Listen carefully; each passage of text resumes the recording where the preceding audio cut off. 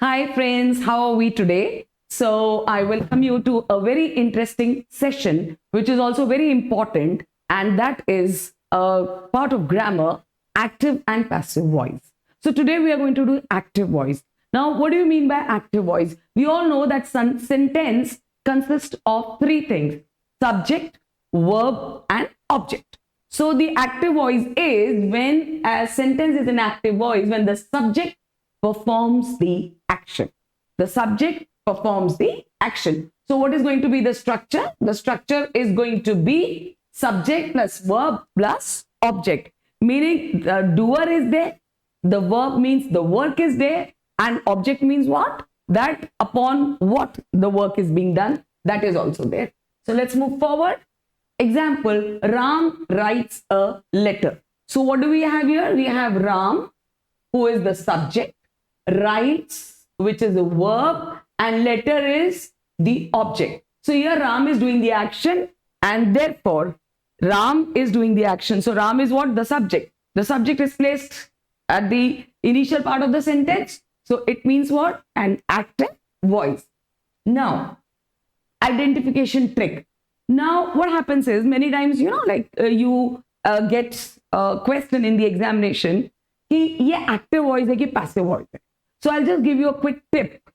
अगर आपको ये आंसर मिल जाता है who is doing the work, काम कौन कर रहा है? राम काम कर रहा है. काम किसके ऊपर हो रहा है? नहीं, राम काम कर रहा है. Who is doing? तो who is doing? She clean the room, तो she. So when you have the person who is working, जो काम कर रहा है, अगर वो फर्स्ट लिखा है, सबसे पहले लिखा हुआ है, इसका मतलब है कि वो एक्टिव वॉइस है. Active voice in all tenses. So now we are going to do, fast, in a jiffy, we are going to do all the sentences in active voice. So let's take today's present indefinite. That is simple present. Now in present indefinite, you know very well, what do we have here? You have the subject plus you have the verb in the first form and plus the object. Okay. Now you have to just, what you have to concentrate, I have done in my tenses video. You can go and watch the tenses video on the YouTube channel High Score English, where I have given you why a verb has S or ES and why the verb does not have S or ES. So we are just going to do today, I play cricket.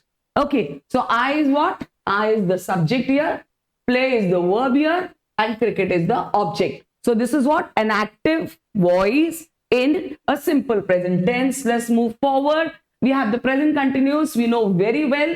You can just go and brush your grammar of the tenses in High Score English. The tenses have been done by me. मैंने बहुत अच्छे से tenses अलग अलग करके समझाए हैं. वहां पे जाके आप क्या देखेंगे? Subject is am are. क्यों is am are क्यों लगेगा? क्योंकि verb के साथ ing है. तो हमें कैसे पता चलेगा कि ये प्रेजेंट है कि पास्ट है कि कंटिन्यूअस है? So I is the subject here, am of course is the helping verb, and reading is the verb, and book is what? The object here. Got it? She is cooking food, so she is the subject here. Cooking is the helping verb, cooking is the verb plus ing, and food is the object. Present perfect. I have completed my work. Now what happens in present perfect? The work has been completed. तो कैसे होता है?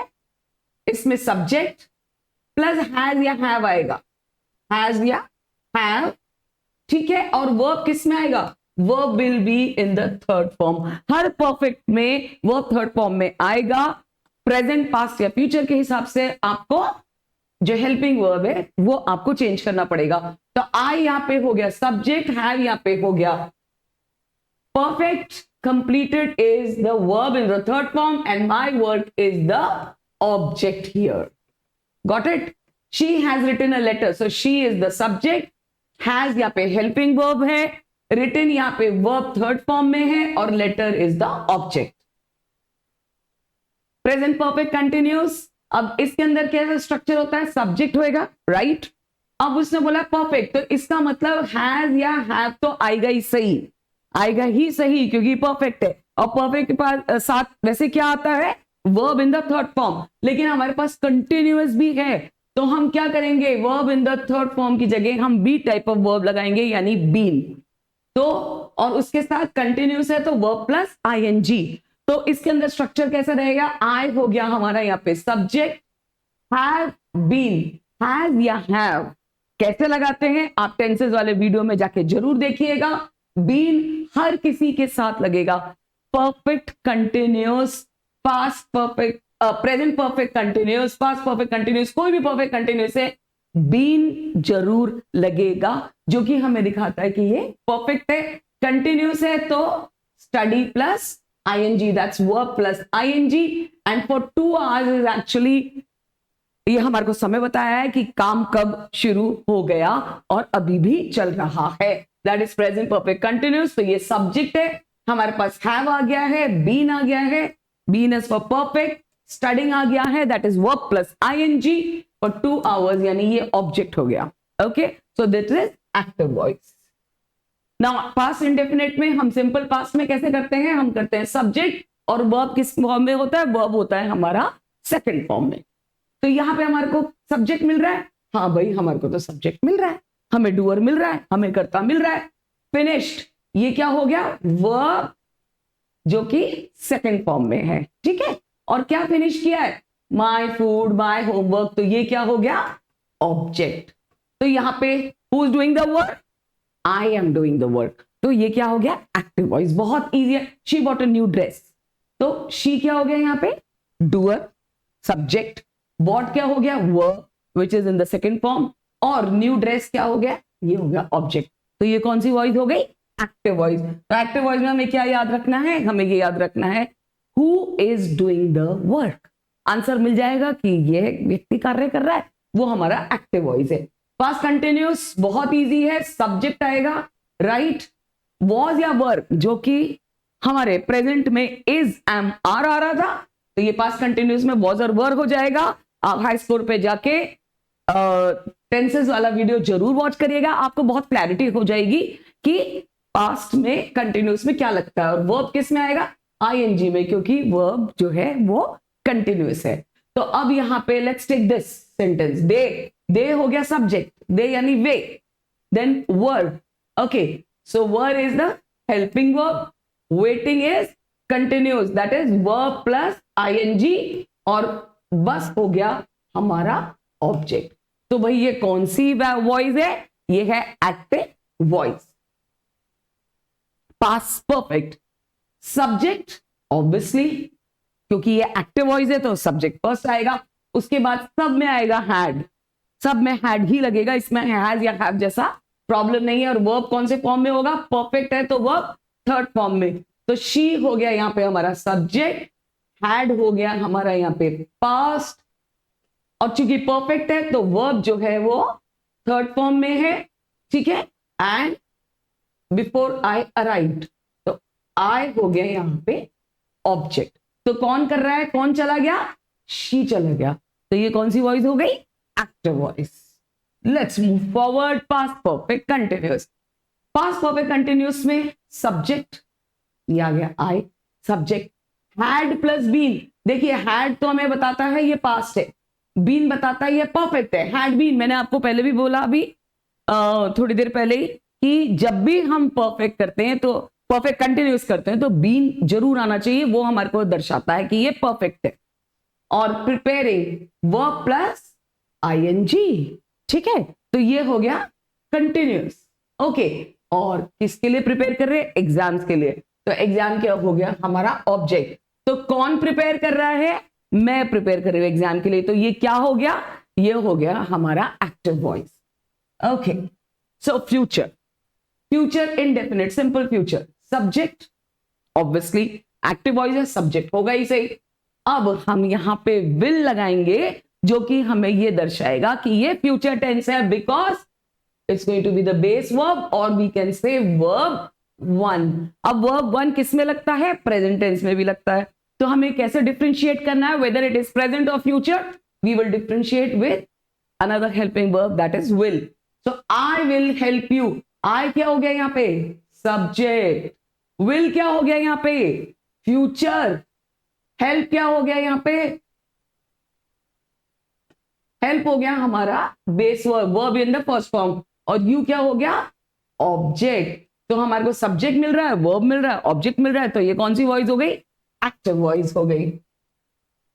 Future continuous, very easy, subject plus will. Now अब will जो है ना वो हमारे को क्या दर्शाता है कि ये फ्यूचर है, और कंटिन्यूस में तो वर्ब प्लस आईएनजी आता ही है। तो जब हम सिर्फ विल लिखते हैं तो वो सेंटेंस इनकम्प्लीट लगता है। अगर मैं कहती हूँ आई विल स्टडिंग टुमारो, ये गलत लगता है, तो हम लोग क्या लगा देते हैं, बी टाइप ऑफ वर्ब लगा देते हैं, हेल्पिंग वर्ब लगा देते हैं, I will be studying tomorrow. She क्या हो गया यहाँ पे, ऑब्वियसली सब्जेक्ट। विल बी क्या हो गया हमारा, ये हो गया हमारा फ्यूचर। ट्रैवलिंग हो गया कंटिन्यूस वर्ब प्लस आईएनजी, और नेक्स्ट वीक हमारा हो गया ऑब्जेक्ट। तो ये कौन काम कर रहा है, शी, यानी हमारे पास सब्जेक्ट सबसे पहले डूअर आ गया है, so that is why it is an active voice. अब मैं क्या कर रही हूं, मैं आप लोगों के साथ ना सारे टेंसेस के साथ साथ एक्टिव वॉइस कर रही हूं, ताकि आप लोग कभी भी एक्टिव वॉइस करें तो किसी टेंस के कारण कंफ्यूज ना हो। फ्यूचर परफेक्ट, सब्जेक्ट, ये आ गया सब्जेक्ट, विल हैव। देखो क्या है ये परफेक्ट है, परफेक्ट। वहां पे हमने प्रेजेंट परफेक्ट में क्या लगाया था, हैज और हैव। हमने पास्ट परफेक्ट में क्या लगाया था, हैज, हैड, सब में। तो हम इसमें क्या लगाएंगे, विल हैव। ऑब्वियसली वर्ब किस फॉर्म में होगा, वर्ब थर्ड फॉर्म में होगा। और कोर्स क्या हो गया यहाँ पे हमारा ऑब्जेक्ट। यहाँ पे सब्जेक्ट क्या है आप लोग बताएंगे, सब्जेक्ट है I. Okay, future perfect continuous. Okay, subject will have been, verb plus ING. क्यों, क्योंकि सब्जेक्ट ये रहा आई, विल फ्यूचर दर्शाता है, हैव बीन हमारा परफेक्ट दर्शाता है, वर्किंग हमारा कंटिन्यूअस दर्शाता है, और 10 इयर्स हमारा ऑब्जेक्ट दर्शाता है। तो ये हो गया हमारा फ्यूचर परफेक्ट कंटिन्यूअस। ओके, तो अब हमने जो है सारे टेंसेस में हमने एक्टिव वॉइस देख लिया। हम इंटरोगेटिव में करेंगे। इंटरोगेटिव में, इंटरोगेटिव यानी क्वेश्चन है, क्वेश्चन है तो फिर हमारे जो हेल्पिंग वर्ब है वो पहले आएगा। ओके, परंतु हाथों हाथ हमारे को सब्जेक्ट लगाना पड़ेगा। तो यहां पे आ गया विल, ठीक है, दैट इंडिकेट्स इंटरोगेशन यानी क्वेश्चन। दे जो है वो हो गया सब्जेक्ट, अटेंड हो गया हमारा वर्ब, और मीटिंग क्या हो गई, मीटिंग हो गई हमारी ऑब्जेक्ट। तो हमारे को क्या मिल रहा है, सब्जेक्ट पहले मिल रहा है, उन्होंने मीटिंग अटेंड करी थी, तो इसलिए ये क्या हो गया, active voice. Okay, now in negative sentences also क्या लगाना है, सिर्फ नॉट ही तो लगाना है। नेगेटिव सेंटेंस में ये बात मेरे को बहुत अच्छी लगती है, डू लगाना है प्रेजेंट टेंस में, डिड लगाना है, डिड नॉट पास्ट टेंस में, और विल नॉट लगाना है फ्यूचर में। I do not like coffee, तो आई कौन है, it is the subject, do is actually the verb here, the helping verb, not हो गया नेगेटिव, लाइक हो गया द मेन वर्ब, और क्या नहीं अच्छा पसंद है इसको, coffee, so it becomes the object. She did not attend the class, she कौन हो गया, शी हो गया सब्जेक्ट, डिड नॉट हो गया negative, okay, and attend, because ये डू नॉट तो हो गया प्रेजेंट टेंस, डिड नॉट क्या हो गया, मैंने आपको बताया था अभी पास्ट टेंस, और विल नॉट क्या हो गया फ्यूचर। तो she did not attend the class, तो क्लास क्या हो गया, अटेंड हो गया वर्ब, ओके, वर्ब, और क्लास क्या हो गया, object. Okay, let's move forward. Why active voice is important. देखिए आप लोग कहते हैं हमको जरूरी है कि एक्टिव वॉइस पढ़ना, yes, active voice is very important. Why, because it is clear and direct, it's very clear who is the subject, what is the verb, what is the object, कौन काम कर रहा है, ये बहुत क्लियर होता है, एंड इट इज डायरेक्ट, यानी वो डायरेक्टली हमारे को क्लियर पता चल रहा है। It is more powerful and natural. Powerful क्यों, कम्युनिकेशन इज वेरी क्लियर, तो जब कम्युनिकेशन क्लियर होता है तो वो बहुत पावरफुल होता है, एंड नेचुरल है। बात बात पे हम काम को, ऑब्जेक्ट को इंपॉर्टेंस नहीं दे सकते, इंपॉर्टेंस किसको देनी है, सब्जेक्ट को। Prepared in spoken and written English, obviously when you write English, when you speak English, अगर सब्जेक्ट पहले है देन वर्ब देन ऑब्जेक्ट, तो वो बहुत इजीली कॉम्प्रिहेंसिव हो सकता है, समझा जा सकता है। Useful for exams and communication, जब आप लोग एसेज लिखते हो, अपने आंसर्स लिखते हो, अगर हर चीज अगर हमने पैसिव वॉइस में लिखी तो वो बहुत ज्यादा मुश्किल भी हो जाएगी, समझने में भी दिक्कत होगी। तो एक्टिव वॉइस में बहुत क्लैरिटी है, सब्जेक्ट आता है प्लस वर्ब आता है फिर ऑब्जेक्ट आता है। So it is important. ना क्विक कंपैरिजन कर लेते हैं हम, ठीक है, क्यों हमारे को एक्टिव वॉइस जो है ज्यादा नेचुरल है, ज्यादा इंपॉर्टेंट है, ज्यादा क्लैरिटी लेके आया हुआ है, क्यों एग्जाम्स में लिखना चाहिए? बिकॉज देखिए the teacher explained the lesson, बहुत आसानी समझ में आ रहा है। टीचर क्या हो गया यहाँ पे? सब्जेक्ट। एक्सप्लेन हो गया यहाँ पे वर्ब, और लेसन हो गया यहाँ पे हमारा ऑब्जेक्ट। ओके, अब इसी को पैसिव वॉइस में करते हैं। पैसिव वॉइस में हम क्या करते हैं? हम लोग जो है जो ऑब्जेक्ट है उसको पहले लिखते हैं। तो यहाँ पे ऑब्जेक्ट क्या है? लेसन। क्या पढ़ा जा रहा है? लेसन पढ़ा जा रहा है। तो द लेसन, अब यहाँ पे एक्सप्लेन्ड है, explain. So this is what? Past tense. Okay, simple past tense. Okay, तो हमने यहाँ पे वॉज लगा दिया, ठीक है। The lesson was explained by the teacher. Teacher कौन है यहाँ पे? सब्जेक्ट। ओके, सब्जेक्ट हमने बाद में लगाया। अब एक्टिव वॉइस को पैसिव वॉइस में कैसे करेंगे ये मैं आपको दूसरी वीडियो में बताऊंगी, क्या क्या वर्ड्स लगते हैं एंड हाउ टू आइडेंटिफाई कि ये कौन सा टेंस है, और उसको जब हम पैसिव वॉइस में चेंज करते हैं तो वो टेंस कैसे लिखा जाता है, ये आपको नेक्स्ट वीडियो में हमारे को बस अभी हमको ध्यान देना है एक्टिव वॉइस पे।